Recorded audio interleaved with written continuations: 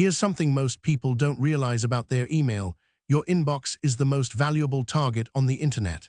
Hackers want it, scammers want it, and now Google's saying they can turn it into an AI assistant that does half your work for you.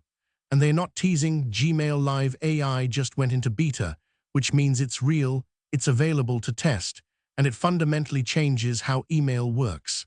This isn't just a suggest what to type feature. We're talking about an AI that reads your entire email history, understands who you are, what you care about, and can draft entire responses that sound like you wrote them. Want to see how versatile this gets? The AI can summarize dense 50 email threads into one paragraph.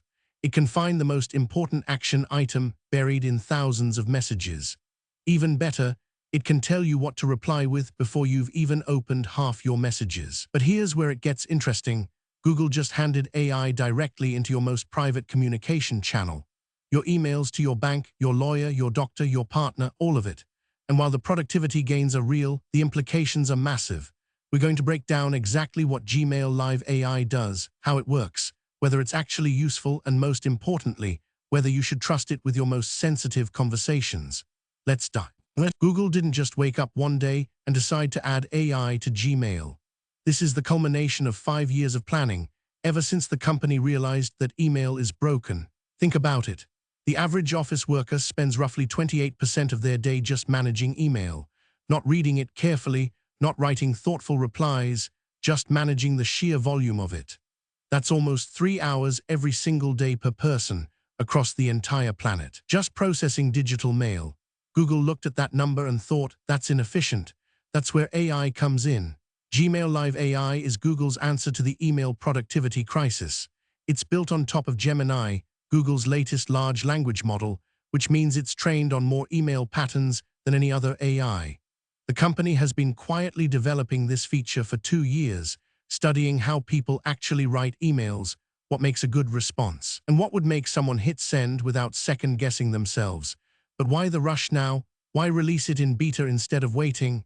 Because Google's competitors are moving fast. Microsoft's Copilot for Outlook is already out there. Apple's Mail is getting AI features. If Google waited another year, they'd be playing catch-up instead of leading. So they shipped it now, imperfectly in beta, to real users. That's the move here. Here's how Gmail Live AI actually works under the hood, and it's more sophisticated than most people realize. When you open an email, the AI isn't just reading that one message. It's reading your entire email history to understand your writing style, your communication patterns, even your tone. Are you formal or casual? Do you use exclamation marks? Do you ever use emoji? The model learns all of it. Then, when you hover over that compose button, Gemini takes what it knows about you and combines it with the incoming message.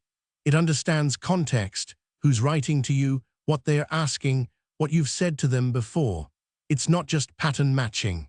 It's actual reasoning about your specific situation and your specific relationship with that person. The model then generates multiple draft options and shows you the best one. But here's the technical trick that makes it work. Google isn't sending your emails to the cloud every single time. They're running inference locally on your device using a compressed version of Gemini. That means your private emails stay on your machine, not sitting on Google's servers. Well, mostly. There's still data collection happening for training purposes, but it's more private than you'd expect from a Google product. The company's also built in controls. You can turn it off. Delete your email history, opt out entirely. For the first time, Google's giving you real privacy knobs. So what does Gmail Live AI actually do in practice? Here are the real examples. Say you're a manager and you get an email from an employee asking for a 3-month sabbatical. Gmail Live AI doesn't just draft a response, it drafts a response that matches your previous communication style with this person.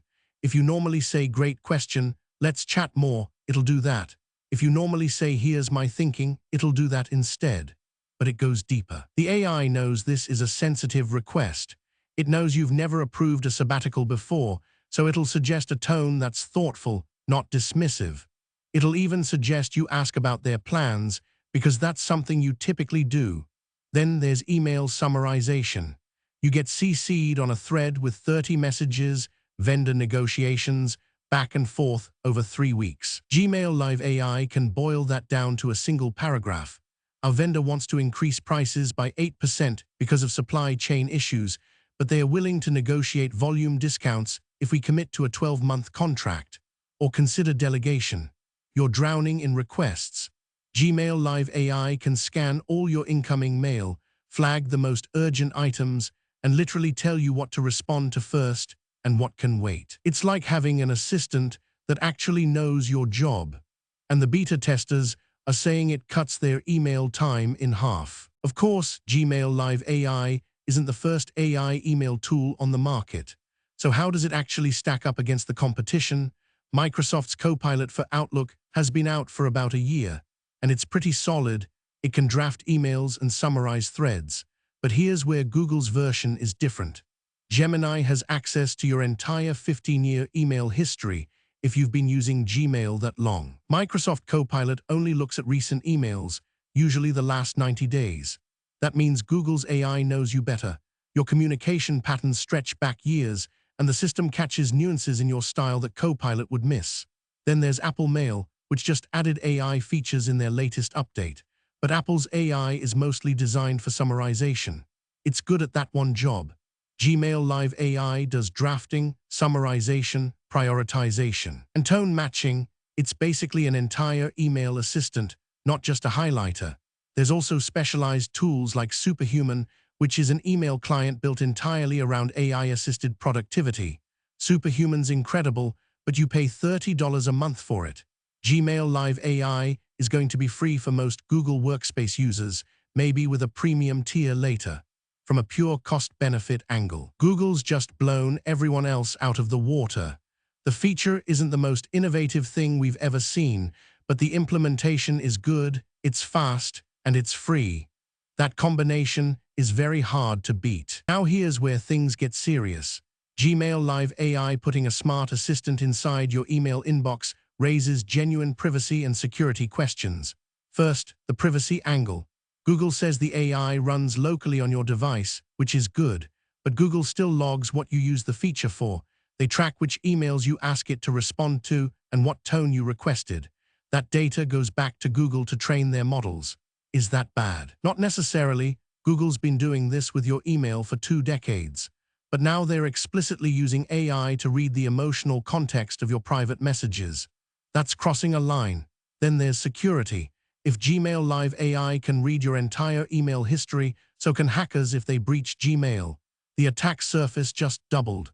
A breach doesn't just leak your message text, it leaks your communication patterns, your tone, your writing quirks. An attacker could potentially impersonate you better than ever before. Google built in strong encryption, but the real danger is social engineering. Everyone now has an AI writing similar emails, so phishing attacks are going to be harder to spot. An AI-written email sounds authentic. It sounds like it came from someone you trust. That's a ticking time bomb for corporate security teams. They're going to have to retrain people on spotting AI-generated correspondence. If you're curious about trying Gmail Live AI yourself, here's what you need to do. First, you need to be using Google Workspace. That's Google's business version of Gmail. If you're still using a free Gmail account, you're out of luck for now, though Google says they'll roll it out to free users eventually. Step 1. Open your Gmail and look for a little sparkle icon next to the Compose button. That's the AI button. Click it, and Gmail will generate draft suggestions. You can accept them, edit them, or reject them and try again with different instructions. Step 2. If you want Gmail Live AI to understand your style better, you can customize the instructions. Instead of just clicking the button, hold down on it and select Customize. Tell the AI make this more casual or add a specific question about their timeline and it'll rewrite the draft. Step 3. For email summarization. Gmail Live AI is completely automatic. When you get a long thread, you'll see a Summarize button at the top. Click it, and Gmail condenses everything into a single paragraph. This one feature alone saves most people 15 minutes a day.